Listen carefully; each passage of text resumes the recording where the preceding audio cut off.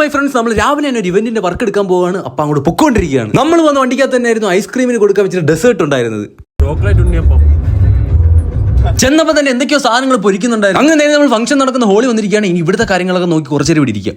അവിടെ ഫോട്ടോ എടുക്കാമെന്ന് നമുക്ക് അറിയാവുന്ന ആളാണ് ഗൈസ്, എല്ലാം നമുക്ക് അറിയാവുന്ന ആൾക്കാർ. അങ്ങനെ ഇവിടുത്തെ പരിപാടികളും കാര്യങ്ങളെല്ലാം കഴിഞ്ഞ് ഈ ഒരു രീതിയിലായിരിക്കാണ്. അവരെല്ലാം സ്റ്റേജ് പൊളിച്ചുകൊണ്ടിരിക്കുകയാണ്. നമുക്ക് എന്തായാലും ഇവിടുന്ന് പോവാം. നമ്മളങ്ങനെ ഡ്രാക്കുള വണ്ടിയിൽ കയറിയിരിക്കുകയാണ് ഗൈസ്. ഇതാണ് നമ്മുടെ ഡ്രാക്കുള വണ്ടി.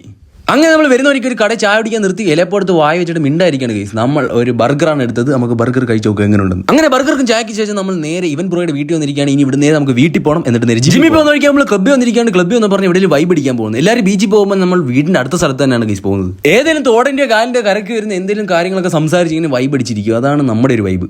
അങ്ങനെ ആ വൈബുകൾക്കെല്ലാം ശേഷം നമ്മൾ ജിമ്മിൽ വന്നിരിക്കുകയാണ്. ഇനി കുറച്ച് നേരം വർക്കൗട്ട് ചെയ്യാം. ജിമ്മിലെ പരിപാടിയൊക്കെ കഴിഞ്ഞ് വന്നപ്പോഴാണ് നമ്മൾ വൈബ് മാമനെ കണ്ടത്.